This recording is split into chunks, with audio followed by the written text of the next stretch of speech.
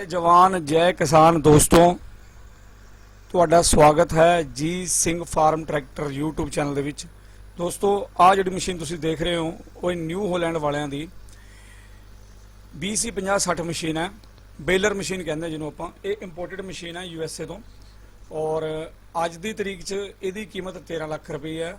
ਇੱਕ ਇਹਦੇ ਨਾਲ ਰੈਕ ਲੈਂਦੇ ਨੇ ਲੋਕ, ਰੈਕ ਲੈਣਾ ਮੈਂਡੇਟਰੀ ਹੈ ਜਾਂ ਆਪਸ਼ਨਲ ਹੈ ਮੈਂ ਨਹੀਂ ਜਾਣਦਾ। ਉਹ 3 ਲੱਖ ਦਾ ਰੈਕ ਹੈ। ਜੇ ਆਪਾਂ ਰੈਕ ਨੂੰ ਵੀ ਨਾਲ ਜੋੜ ਲਈਏ ਤਾਂ ਅੱਜ ਦੀ ਇਹਦੀ ਕੀਮਤ 16 ਲੱਖ ਰੁਪਏ ਹੈ।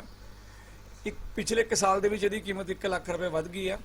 ਇਹਦੇ ਉੱਤੇ 50% ਸਬਸਿਡੀ ਮਿਲਦੀ ਹੈ ਸਰਕਾਰ ਵੱਲੋਂ ਔਰ ਮਸ਼ੀਨ ਹੈ। ਇਹਦੇ ਨਾਲ ਜੌਨ ਡੀਅਰ 5410 ਟਰੈਕਟਰ ਲਾਇਆ ਹੋਇਆ।